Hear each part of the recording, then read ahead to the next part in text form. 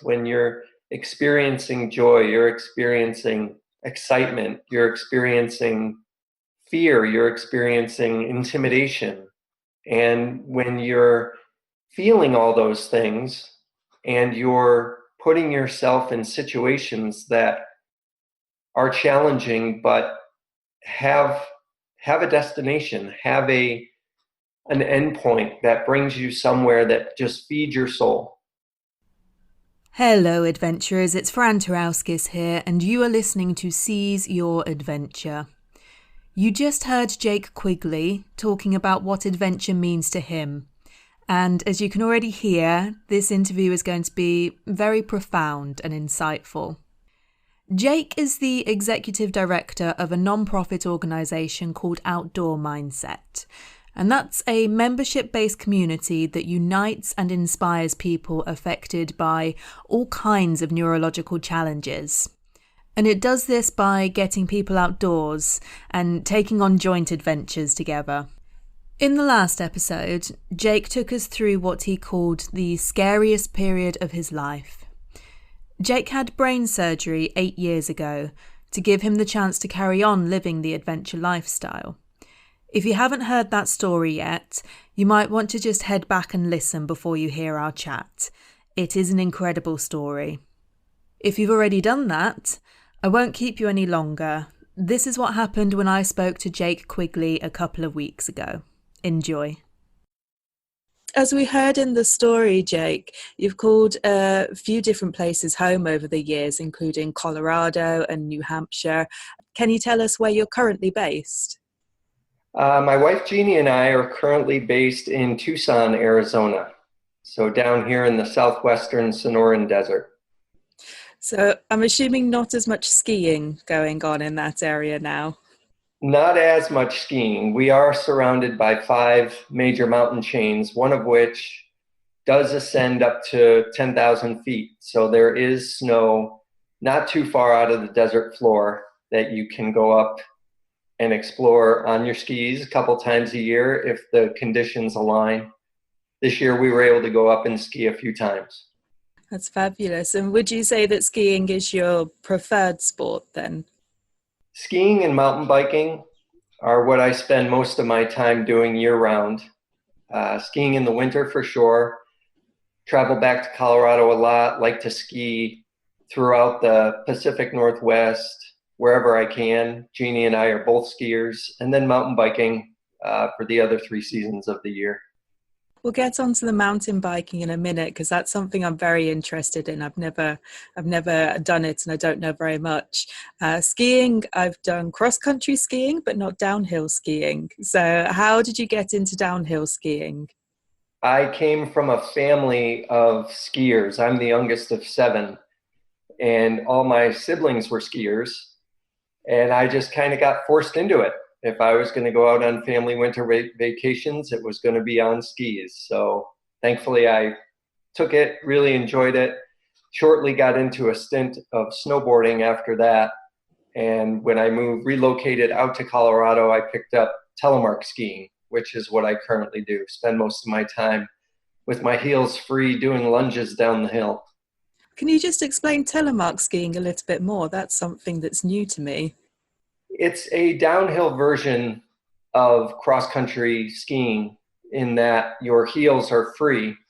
So when you're going downhill, making alpine turns, you're lifting your heel and you're getting lower to the ground. Okay, that sounds fabulous. So does that give you more freedom of movement then? Yes, it does. That's what really resonated with me was I call it the perfect combination of power and grace. It's a very artful turn, but it's also very powerful, and you can ski all sorts of terrain, super steep terrain, trees, and have a lot of fun. It's almost like being able to absorb the force and get lower into the powder when it's deep snow. Yeah, fabulous. So as you say, I can hear in your voice that's something that is just so integral to your being. And we heard very nicely in your story that it's something that you could use as an escape, particularly at that time before you were having your brain surgery. Can you tell us how skiing and epilepsy got along in your life before that. Did you have to make any adaptations? Well, I think my mindset with epilepsy when I was diagnosed at, I believe, age 11, my father is a retired surgeon, and he and my mom saw my first seizures. He sent me to a friend who was a neurologist, and I was diagnosed. And I think having a physician for a father, it was never feared as a diagnosis when I was little. He never feared it. My mother never feared it. Therefore, I never made that big of a deal out of it emotionally and never let it hinder my lifestyle.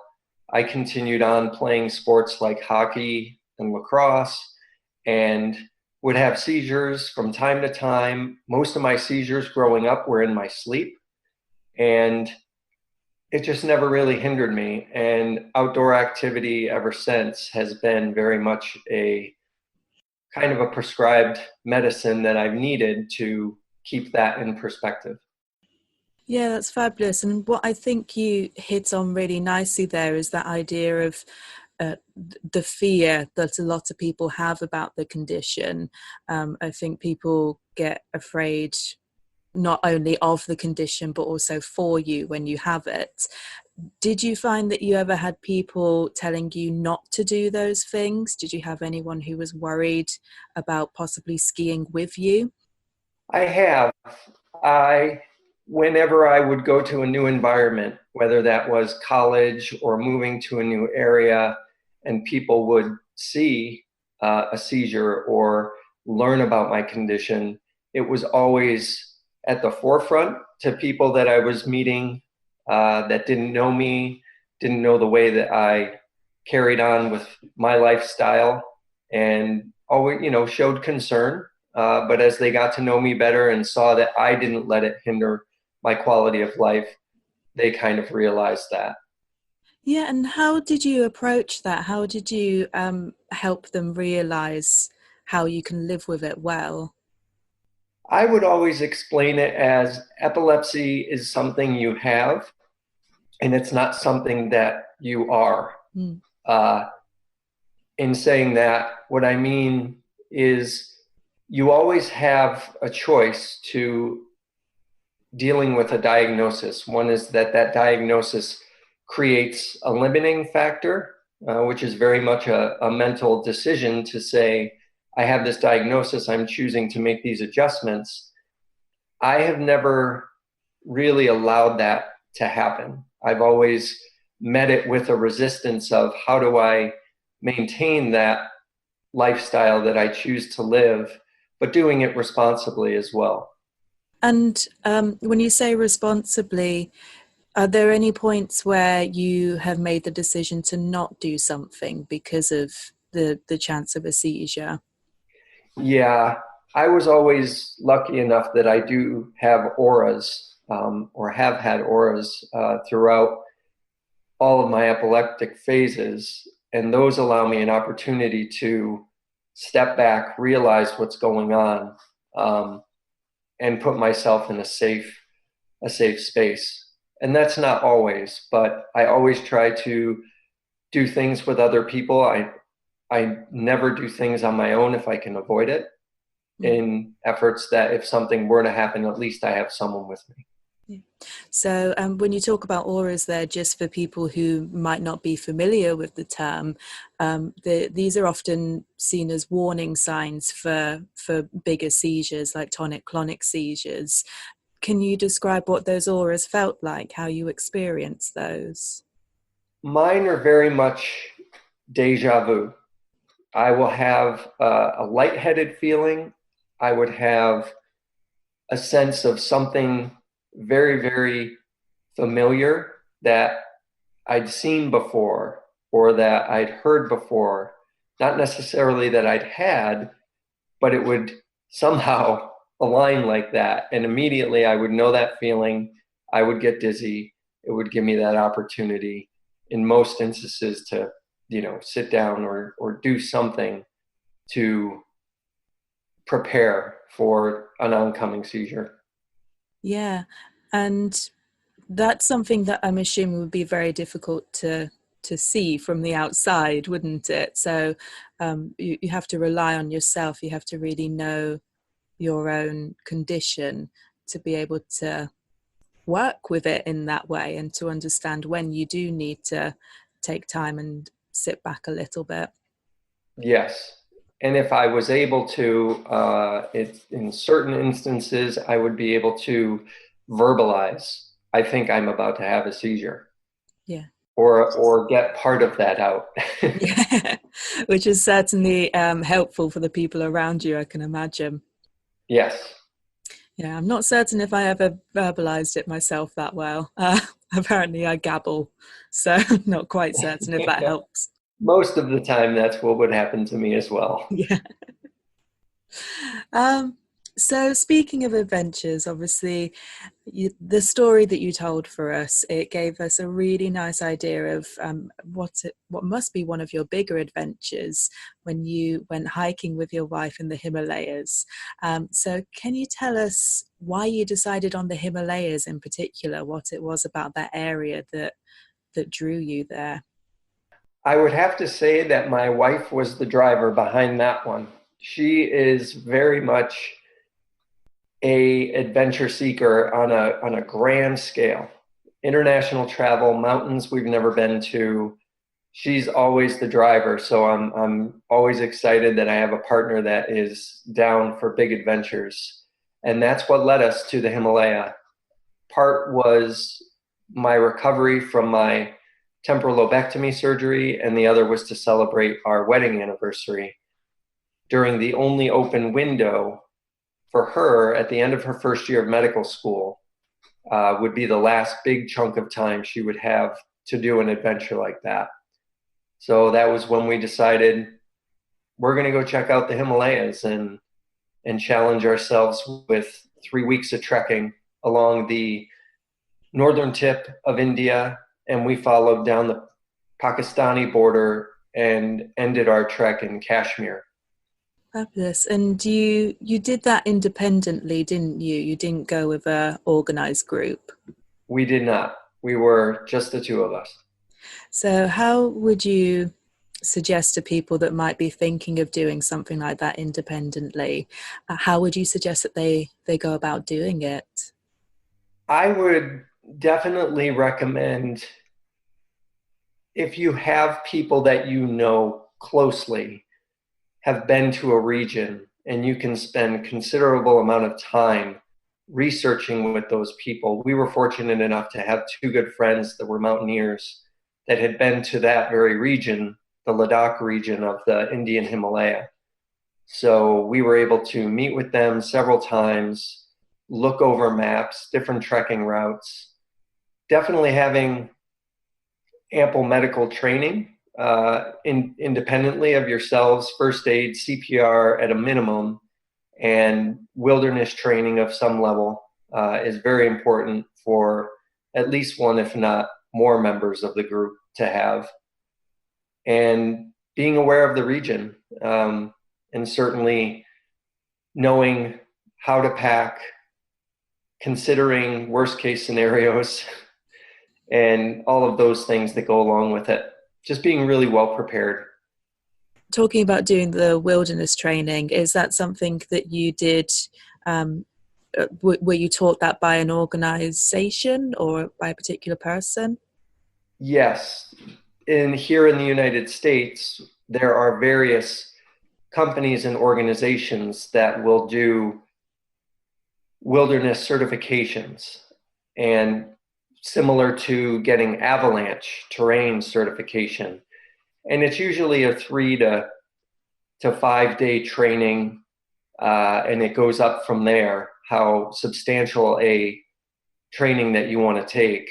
WUFA training, which is Wilderness First Aid, is a 3 day certification training that I would have to take for work because I'm also an outdoor guide and I guide mountain biking and backpacking and trekking, and I need to have that at a minimum. And they have to be renewed every 2 years.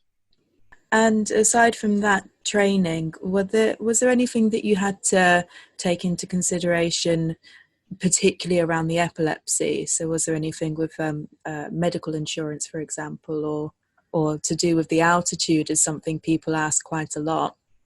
Yeah, altitude, it's interesting you bring that up because there is a lot of speculation that I understand around that.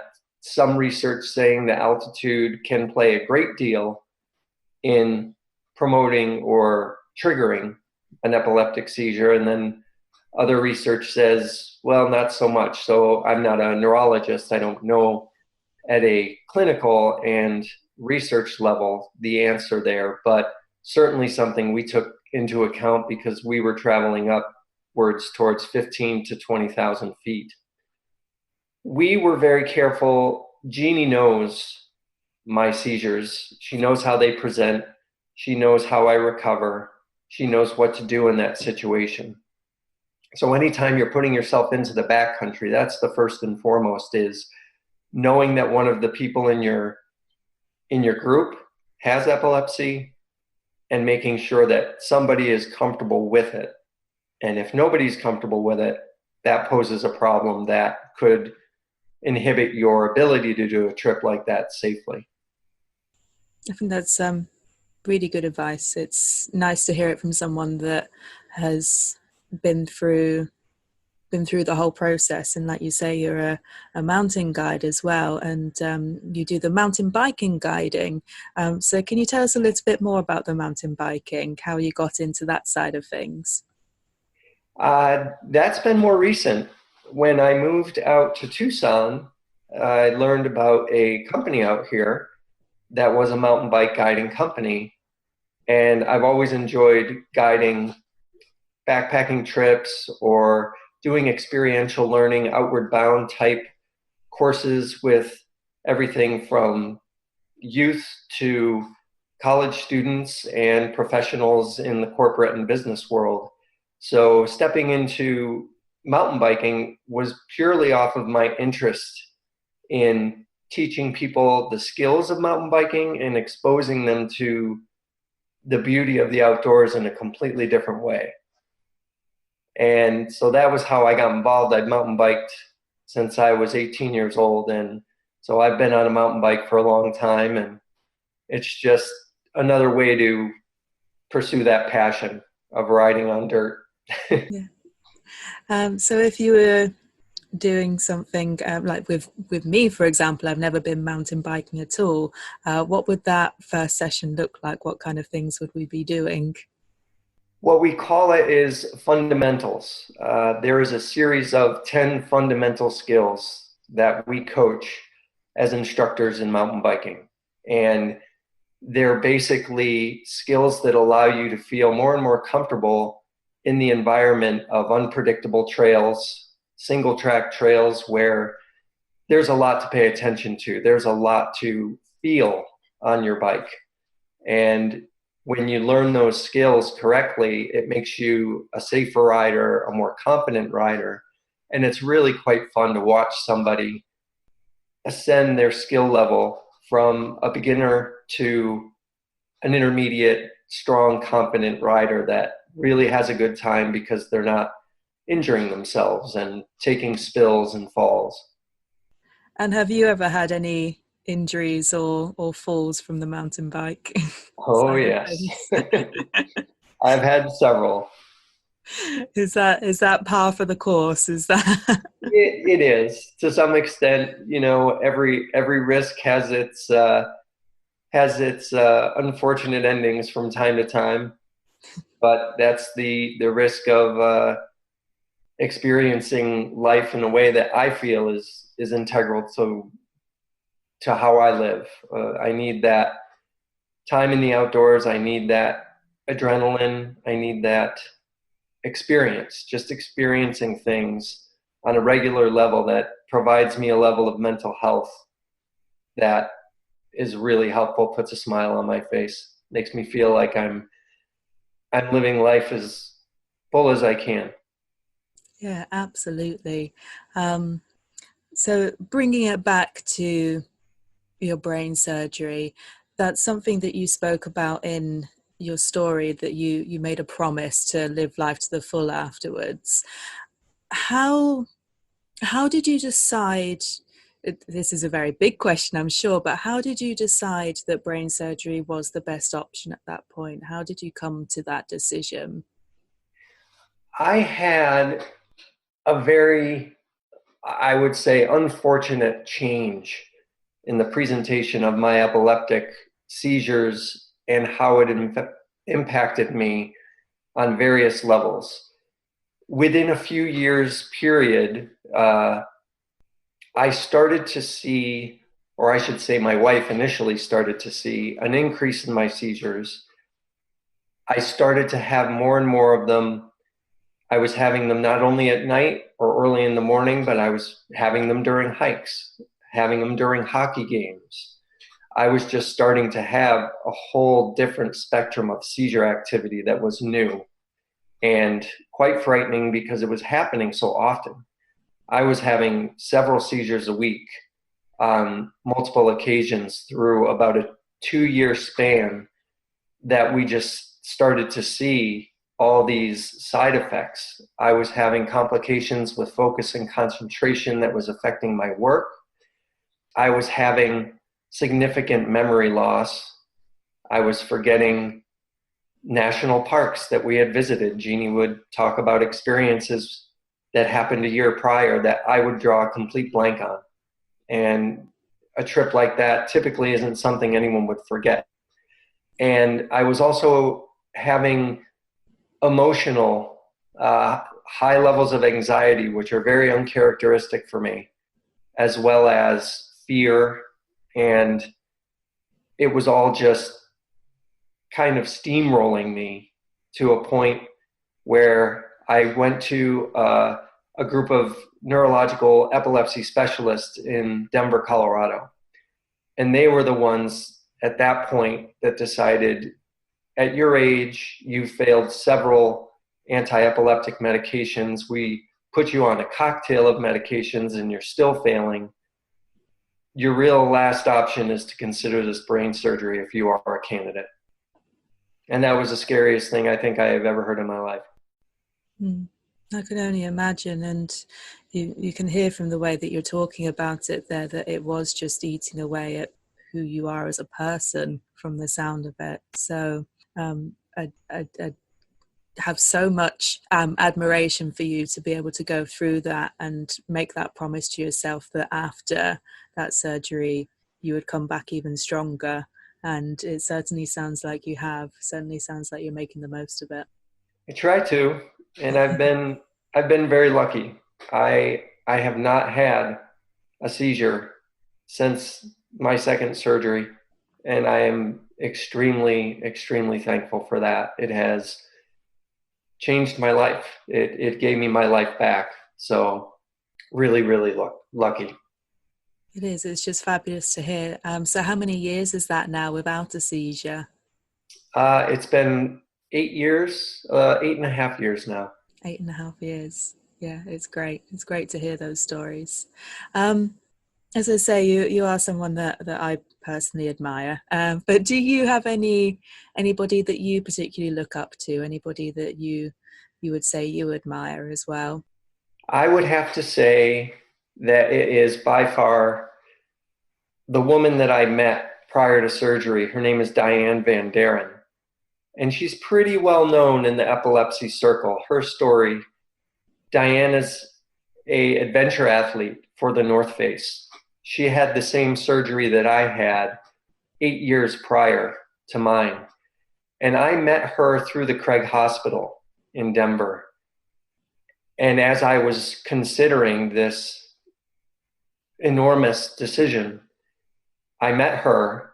And as much as physicians can tell you what's going to happen, and as much as family and friends can support you through the process, nobody can relate like somebody who's actually gone through it.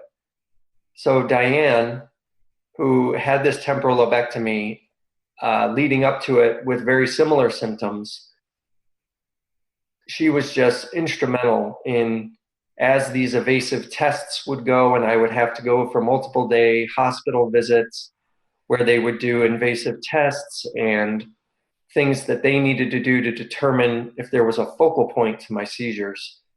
And she would just tell me exactly what it was, how it was going to feel. And that pulled me through the whole 6 months leading up to that surgery, that first surgery. Yeah. She is just an inspiration in herself, her story. And I encourage anybody to look her story up. She's articles, television shows. She travels around the world telling her story. Yeah, absolutely. It's I'll put a couple of links in the show notes, in fact, because as you say, her story is pretty amazing, and she does turn up on podcasts and TV shows and that kind of thing quite a lot. So absolutely go out and have a look for Diane Van Deren. Given what you've gone through since you were quite young, 11 years old, you were diagnosed. Would you have any advice or anything you'd like to say to somebody else that is perhaps going through a diagnosis at the moment, or they're having a very difficult time with epilepsy? Yeah, that's an interesting question.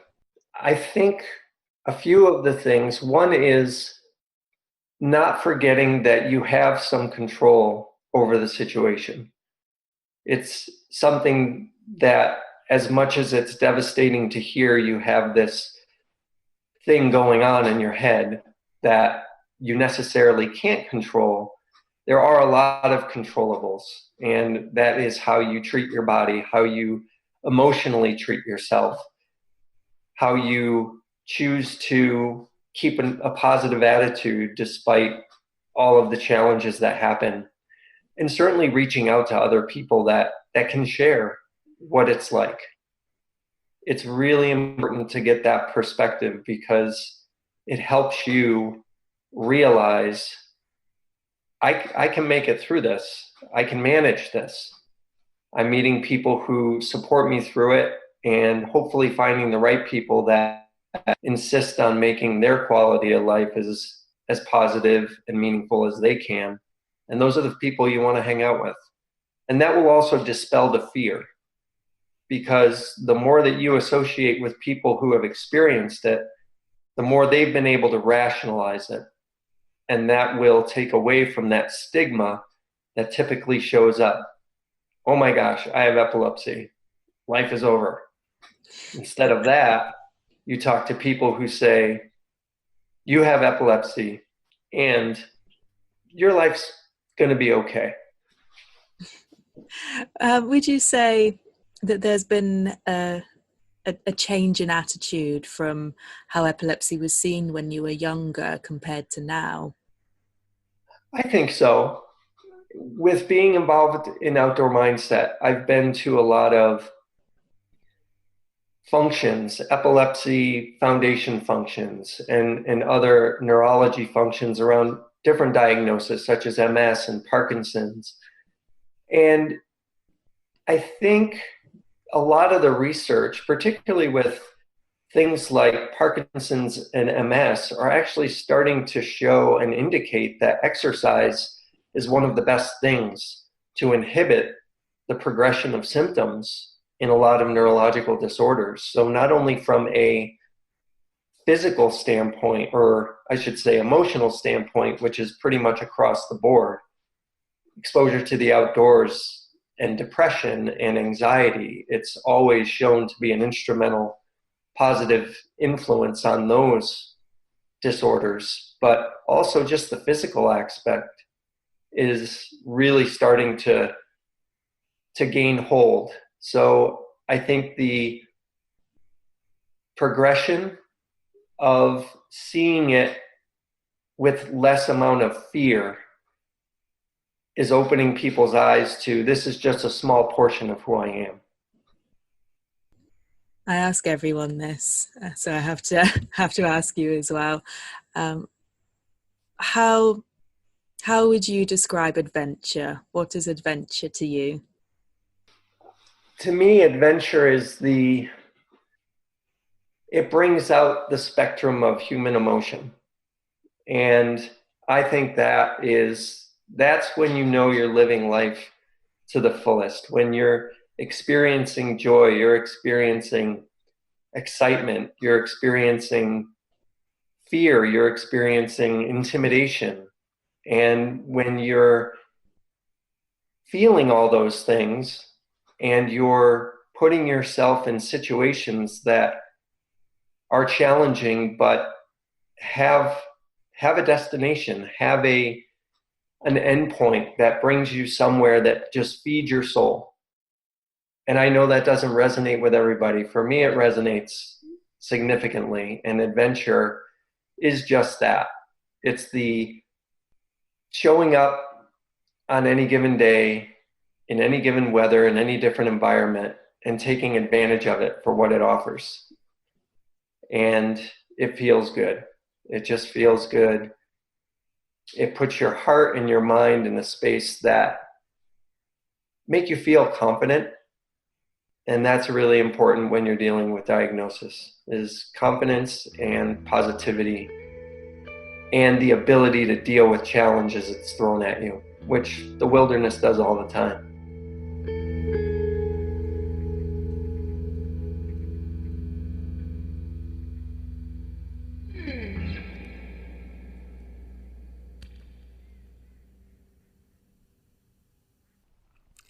I'd like to give such a big thank you to Jake for telling his own story and talking about his experiences with such honesty and passion. But I'd also like to thank both Jake and Kyle Martin, who is the founder of Outdoor Mindset. They have both been such a support for me over the past year. And Outdoor Mindset is possibly the only other organisation out there who can really appreciate the epilepsy adventure crossover. If you don't know much about them, do head over to outdoormindset.org and see what they're all about. You can join up for free and it's a great organisation to be part of. Now, Seize Your Adventure is created completely out of passion, from guests like Jake and from myself. I run the podcast in my spare time around work and, of course, my own adventures. This is a completely independent production. I am in my bedroom right now on a Friday night, trying to finish this before I go to see my family for the Easter weekend. And I love doing it. I love hearing from all of you what the episodes mean to you, and I love hearing all of your stories when you get in touch with me. But of course, these things do take time and energy, and as everything, it does cost money. So if you enjoy the results, there are a few things that you can do to support me in this. So the first thing won't cost you any money at all, and it'll take barely any time. Please just hit the subscribe button, leave a review, and share this podcast. Tell someone about it, tweet about it, share it on Facebook, and don't forget to tag at SY Adventurers so that I can see and I can thank you. I do thank people in the podcast who are supportive, so do get sharing and you might find yourself on the episode next time. The second thing, if you are able to give financial support, there are currently 2 ways that you can do that. If you head to seizeyouradventure.com/shop, you will see there's a bit of merchandise you can buy. If you do not own an enamel mug, you are not an adventurer, so please grab one of those if you don't have one, and send me your photos if you already do have one. They are great to see. You can also make a donation in the shop, so that would be donations that help me to pay for things like the website space. So please, if you are enjoying the content, do consider just donating a little bit there. Next month, I will be taking things back to basics. I'll be looking at what adventure means to different people and talking about some of the adventures I have coming up over the next 12 months and who I will be doing them with. Subscribe now, and that one will be out on the 6th of May. As always, the last word goes to my guest. Towards the end of our conversation, Jake and I got talking about the challenges that we had coming up. And he and his wife Jeannie are taking on something big this July. So have a listen, get ready to be jealous, and until next time, safe adventures, everyone. Right now, we are planning a trip to Peru we would like to go and do some high alpine adventures down there. There's some pretty majestic big volcanoes in Peru. We're looking at other opportunities to take on a challenge and see some beautiful parts of the world. My wife and I have not been south of the equator yet, so it'll be a new adventure in a new part of the world. We're pretty excited about that. Can I come? Quickly looking at how much flights are. Yeah, right. Get on kayak, figure it out. Yeah. Priceline.